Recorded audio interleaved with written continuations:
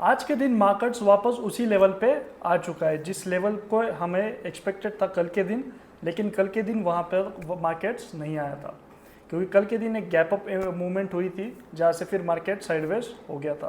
तो फिर वहाँ से एक साइडवेज बुलिश मूवमेंट हम कैप्चर किए थे 15 पॉइंट्स की, जो कि 1:1 का हमारा रिस्क रिवॉर्ड रेशियो था।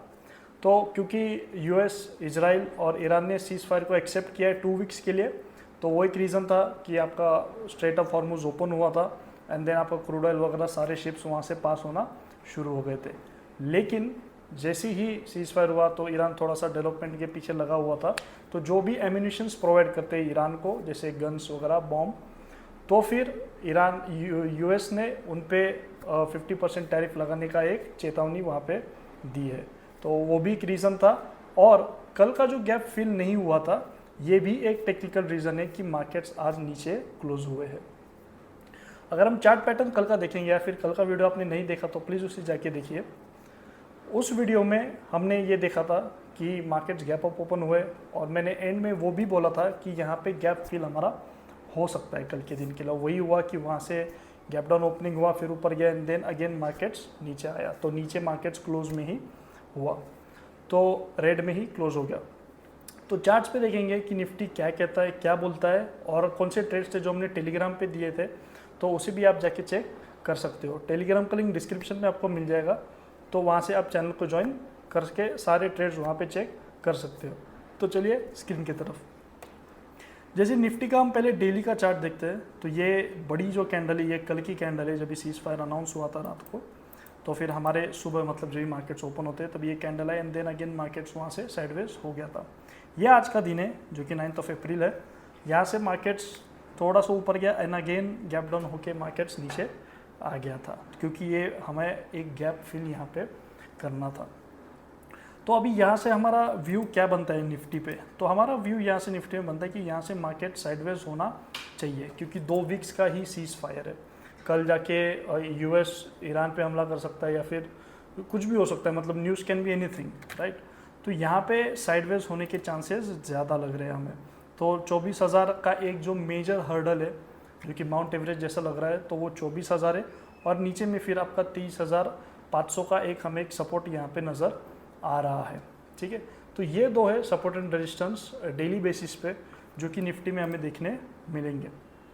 क्योंकि टेलीग्राम पे भी इशू चल रहा था, तो जो हमने कॉल दिया था वो इस लेवल पे था जब ये मार्केट्स ओपन हुए थे। तो ये हमारा 9 अप्रैल हमारा यहाँ पे है। तो मार्केट्स गैप डाउन ओपन हुए, फिर ऊपर गया, रिट्रेसमेंट हुई, सेलिंग जोन में था, यहाँ से हमें सेल का कॉल मिला और हमारा अच्छा मूवमेंट यहाँ पे कैप्चर हो गया था। तो एक जो 2 ग्रुप है, एक ऑल सेगमेंट्स का जो पहले चलता था, अभी एक जो इंडेक्स ग्रुप है वहाँ पे ये कॉल नहीं गया क्योंकि टेलीग्राम का कुछ ग्लिच आ गया था, तो वो कॉल वहाँ पे पुट नहीं हुआ था, ठीक है। तो निफ्टी का हमने दिया था 23,950 का कॉल दिया था, 235 के ऊपर दिया था। अगर ये क्योंकि 3 मिनट का चार्ट है, तो ये हमारा ऊपर गया, नीचे आया एंड देन 235 का ब्रेक इवन हमें यहाँ पे नज़र आ रहा था कि 235 अगर ब्रेक करेगा तो हमें एक अच्छा खासा 20, 30, 40 पॉइंट्स का रैली एक्सपेक्टेड है। तो 235 से लेके ये गया था हमारा 311, 14 तक गया था, if I am not wrong, 314 तक गया था, राइट।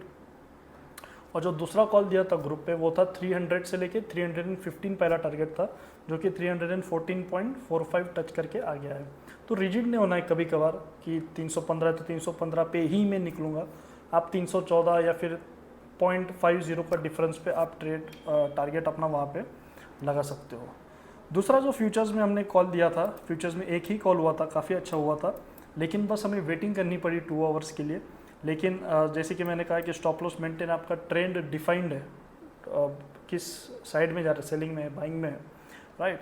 तो वो डिफाइन है, तो फिर आपको डरने की ज़रूरत नहीं होती है। तो जो सेल कॉल हमने दिया था वो था ICICI बैंक का 1295 का सेलिंग प्राइस था हमारा यहाँ पे। तो वहाँ से नीचे आया और SL था हमारा 1310 था, देन हमने ट्रेल किया 1302 पे। तो फिर वहाँ से हमारा फर्स्ट टारगेट 1290 हिट हुआ एंड देन 80 के नीचे मार्केट्स गया था। तो वो वहाँ पे 880 ही टच किया था मेरे हिसाब से, अगर लो देखें हम, नहीं 81.60 टच किया था। और जो स्टॉक ऑप्शन में हमने कॉल दिया था वो था MCX फ्यूचर्स के लिए, क्योंकि आज IT स्टॉक्स भी सारे ऊपर थे, लेकिन हमको एक ट्रेंड मिल गया कोई भी एक पर्टिकुलर इंस्ट्रूमेंट में, तो हम उस पर ही स्टिक हो जाते हैं। ये नहीं करना कि इसमें आ रहा है तो ये भी लेता हूँ, वो भाग रहा है वो भी ले लेता हूँ, तो फिर आपको कुछ मिलेगा नहीं। दो घर का मेहमान हमेशा भूखा ही होता है, राइट। तो आपको जो जहाँ से भी कुछ भी प्रॉफिट खाने का मौका मिल रहा है आप वहाँ से खा के आगे बढ़ सकते हो। तो यहाँ पे हमने कॉल दिया था 124 पे दिया था MCX का, जो कि 2600 का स्ट्राइक का था, 124 पे दिया था एंड देन अगेन वो 150 160 के लेवल्स पे चला गया था। तो ये रैली था हमारा, यहाँ पे दिया था, ये नीचे आया और फिर यहाँ से हमारा एक ब्रेकआउट होके अच्छा खासा रैली वहाँ पे बन गया था। तो ये सारी चीज़ें कि आपको ध्यान देना है। आपको हो सकता है कि आपको 10 अपॉर्चुनिटीज़ मिले मार्केट्स में, लेकिन आप 10 के 10 अपॉर्चुनिटी एक साथ ट्रेड नहीं कर सकते हो। आप मैक्सिमम 3 या फिर 4 अपॉर्चुनिटीज़ को ही ट्रेड कर सकते हो। तो ये सारी चीज़ें कि आपको एक डिसिप्लिन ट्रेडर कंसिस्टेंट माइंडसेट के साथ आगे बढ़ के लेके जाएंगे।